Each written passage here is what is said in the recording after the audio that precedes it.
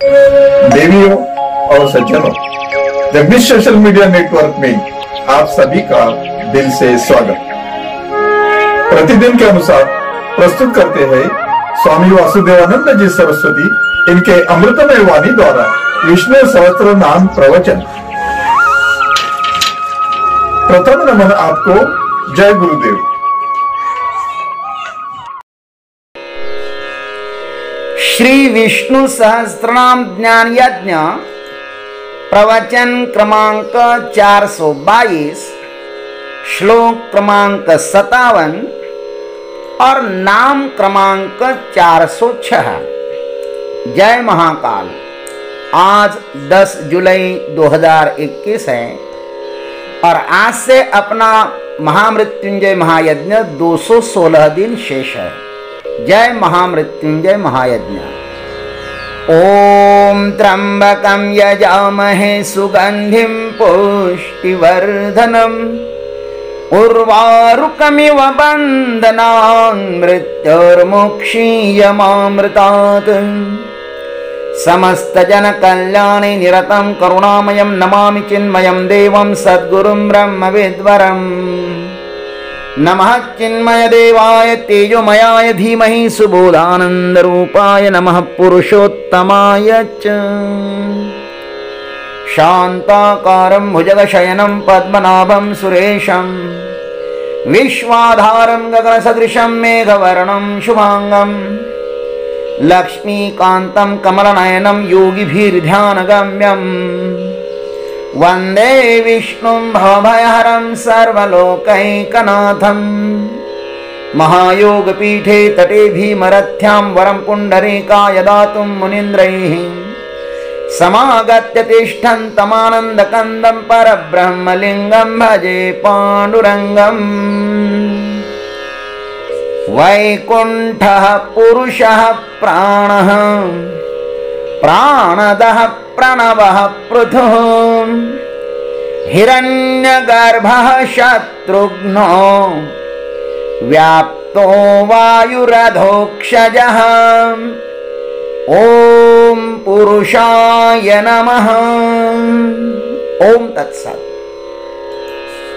भीष्म पितामह जी महाराज युधिष्ठिर जी को कहते हैं कि हे युधिष्ठिर, यह चराचरात्मक विश्व वैकुंठ नामक परमात्मा ने अपने को रहने के लिए निर्माण कर अब वे भगवान इस विश्वरूप देह में सोते हैं, इसलिए उन्हें अब पुरुष नाम से कहते हैं।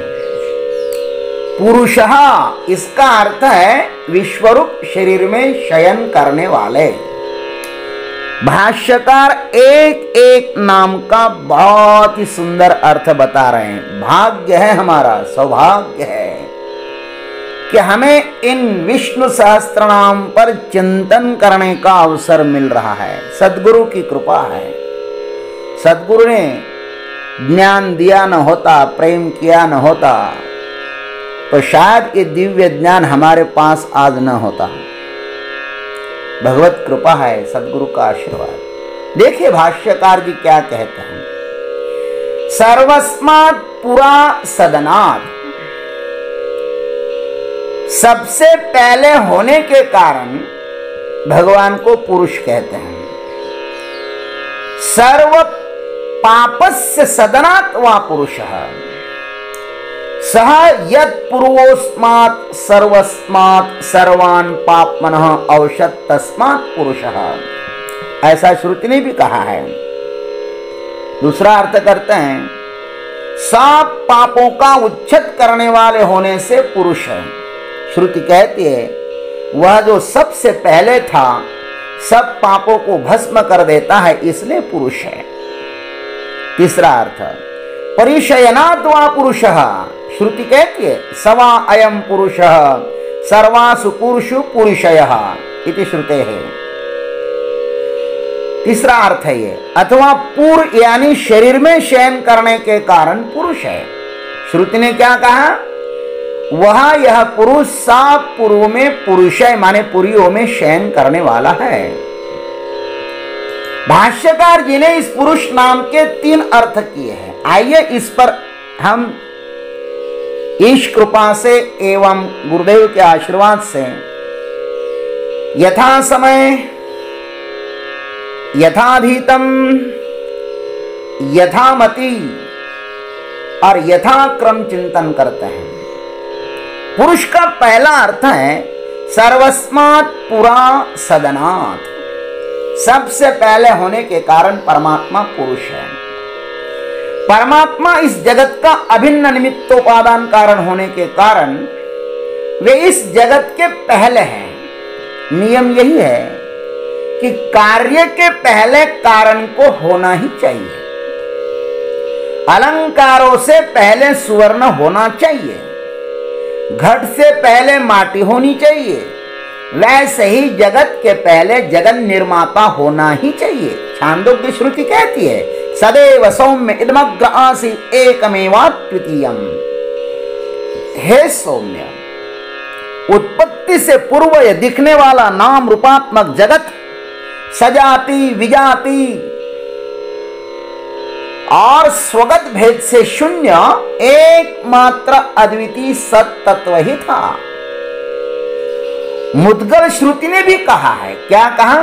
पुरुषो नारायणो भूतम भव्यम भविष्यचाचित् स एष सर्वेषां मोक्षदश्चासीत् स च सर्वस्मान् महिम्नोज्जायां तस्मान्न कोपि ज्यायां। इस सृष्टि के उत्पत्ति के पूर्व भगवान नारायण ही केवल भूतकाल, वर्तमान काल और भविष्य काल के रूप में अवस्थित थे और वही सबको मोक्ष प्रदान करने वाले भी हैं। वही अपनी महिमा से सबसे महान है, उनसे अधिक विशिष्ट तो कोई भी नहीं है। इस सिद्धांत का महाराज पंचदशी में भी सविस्तर वर्णन हुआ है। स्वयं ज्योतिर्भवत्येष पुरोस्माद् भासते खिलात् तमेव भान्तमन्वेति तद्भासा भास्यते जगत्। यह पुरुष स्वयं प्रकाश है, क्योंकि यह इस संपूर्ण जगत के पूर्व भासित होता है और उस पुरुष के प्रकाशित होने के पश्चात ही सब जगत प्रकाशित होता है। उस आत्मा के प्रकाश से सब जगत प्रकाशित होता है, ध्यान रखना। पंचदशी कारण यह श्लोक अन्यान्य उपनिषदों के मंत्रों से लिया है। कठोपनिषद, मुंडकोपनिषद, श्वेताश्वतरोपनिषद, बृहदारण्यकोपनिषद, मुर्दगल उपनिषद, इन सभी उपनिषदों में यह मंत्र आया है। अत्रायं पुरुषः स्वयं ज्योतिर्भवति, बृहदारण्यक में भी कहा है। अस्मात् सर्वस्मात् पुरतः विभाति, नृसिंह पूर्वतापिनी उपनिषद में भी आया है। न तत्र सूर्यो भाति न चंद्र तारकम, मुंडक श्रुति में भी आया है। अपने हृदय में स्थित अंतरात्मा से ही समस्त जगत प्रकाशित होता है। संसार में जो कुछ भी हमें दिखाई दे रहा है ना, वह अंतस्थ परमात्मा के कारण ही। वह यदि न हो तो शेष सब अंधेरा ही है। इसलिए पुरुष का अर्थ है सबसे पहले यह परमात्मा ही था, सबसे पहले था। दूसरा अर्थ करते हैं सर्व पापस्य सदनात्वा पुरुषः। शंकर भाष्य में लिखा है सब पापों का उच्छेद करने वाले होने से परमात्मा को पुरुष कहते हैं। श्रुति कहती है सयत् पूर्वोस्मात् सर्वस्मात् सर्वान् पाप्मनः औषध तस्मात् पुरुषः, बृहदारण्यक श्रुति का प्रमाण है। वह जो सबसे पहले था, सब पापों को भस्म कर देता है, इसलिए वह पुरुष है। जैसे सूर्य के पास अंधेरा नहीं आ सकता, अग्नि के पास ईंधन नहीं रह सकता, वैसे ही परमात्मा का वास्तव्य या नामस्मरण जहां पर है वहां पर पाप नहीं रह सकता। हरि उच्चारणी अनंत पाप राशि जातील लयाशी क्षण मात्र, अथवा रामकृष्ण उच्चार अनंत राशि तप पापाचे कळप पडती पुढे। इसका मतलब इतना ही है कि भगवान का नाम जहां पे है वहां पे पाप नहीं रह सकता। भगवान राम जी ने तो स्पष्ट ही कहा है विश्वद्रोह कृत अघ जहि लागा, शरण गए प्रभु ताहि न त्यागा, सकृदेव प्रपन्नाय तवास्मीति याचते अभयम सर्वभूतेभ्यः ददाम्ये तद्व्रतं मम। अपि चेत् सुदुराचारा भजते माम अनन्यभाग साधुरेव समन्तव्य सम्यक् व्यवसितो हि सः। गीता जी में भी कहा है, रामायण में भी कहा है, अन्य संतों ने भी यही कहा है। जहां पे परमात्मा का नाम है, जिसकी जिह्वा पर परमात्मा का वास्तव्य है, वहां पाप रह नहीं सकता। कहां प्रकाश और कहां अंधकार। भगवान कहते यदि कोई अतिशय दुराचारी भी हो, वह यदि अनन्य भाव से मेरा भजन करता है तो वह साधु ही मानने योग्य है, क्योंकि उसने यथार्थ निश्चय कर लिया है कि भगवान के भजन के समान अन्य कुछ भी नहीं है। देखिए ना, अपि चेदसि पापेभ्यः सर्वेभ्यः पापकृत्तमः सर्वं ज्ञान प्लवेनैव वृजनं संतरिष्यसि। गीता में कहा है भगवान ने, यदि तू सभी पापियों से भी अधिक पाप करने वाला है तो भी तू ज्ञान रूपी नौका द्वारा निस्संदेह संपूर्ण पाप समुद्र से अच्छी तरह तर जाएगा। हाँ महाराज, मावली ने तो इस पर बहुत गजब किया है। जहां जरी कल्मशाचा आगरू तू भ्रांतीचा सागरू व्यामोहाचा डोंगरू होण्यासी, अरे बाबा तरी ज्ञान शक्तीचे निपाडे हे आगवेची गाथोकडे, ऐसे सामर्थ्य असे चोखड़े ज्ञानी है। ज्ञान क्या करता है? जहां पर ज्ञान का वास्तव्य होता है ना, वहीं पर पाप का निवास होता है। जहां पर अज्ञान का वास्तव्य होता है वहीं पर पाप का निवास होता है। और जहां पे ज्ञान होता है ना, वहां तो पाप तृण अग्नि मेळे समरस झाले, तैसे नामे केले जब तारे। पुरुष परमात्मा तो ज्ञान स्वरूप ही है। भाष्यकार ने पुरुष का तीसरा अर्थ किया, परिशयनाद्वा पुरुषः। पूर यानी शरीर में शयन करने के कारण पुरुष है। श्रुति कहती है सवा अयम पुरुषः सर्वासु पुरुषु पुरुषयो नैनेन किंचनानावृतम नैनेन किंचना संवृतम। बृहदारण्यक श्रुति है। इसलिए वह यह परमेश्वर सभी शरीरों में निवास करने के कारण पुरुष कहलाता है। संसार में ऐसा कुछ भी नहीं है जो उस पुरुष से आच्छादित न हो, तथा ऐसा भी कुछ नहीं है जिसमें परमेश्वर का प्रवेश न हुआ हो। इससे परमात्मा की सर्वव्यापकता स्पष्ट हो जाती है। उसी को इस श्रुति में पुरुष कहा गया है। इस नवद्वार वाले शरीर को ही गीता जी में पुरी कहते हैं। नवद्वारे पुरे देही। इस पुर में परमात्मा अनादि काल से सो रहा है। उसको जगाने वाला जीव विषय रूपी मदिरा पीकर बेहोशी में पड़ा हुआ है। परमात्मा का सोने का अर्थ है कि उसकी सदा के लिए उपेक्षा ही की गई है। पुरंजन नामक यह जीव अपने परम हितैषी सखा को भूल गया और पुरंजनी के जाल में फंस गया। अब जब तक यह पुरंजनी के मोह से नहीं जागेगा ना, तब तक इसे समीपस्थ परमात्मा रूपी सखा का साक्षात्कार नहीं हो सकता। भागवत जी के इस पुरंजनोपाख्यान का सार लखन ने निषाद राज को गंगा किनारे समझाया था। क्या समझाया? मोह निशा सब सोव निहारा, देखियो सपन अनेक प्रकारा। यही जग जामिनी जाग ही जोगी, परमारथी प्रपंच वियोगी। जानिय तब ही जीव जग जागा, जब सब विषय विलास विरागा। मोहरूपी निशा में सोया हुआ है ना जीव। क्षुद्र विषय भोगों की इच्छा से परम पावन परमात्मा की उपेक्षा करना वैसा ही है जैसे कोई सड़े गले डबरे के पानी की इच्छा से पवित्र गंगा जी का त्याग कर दें।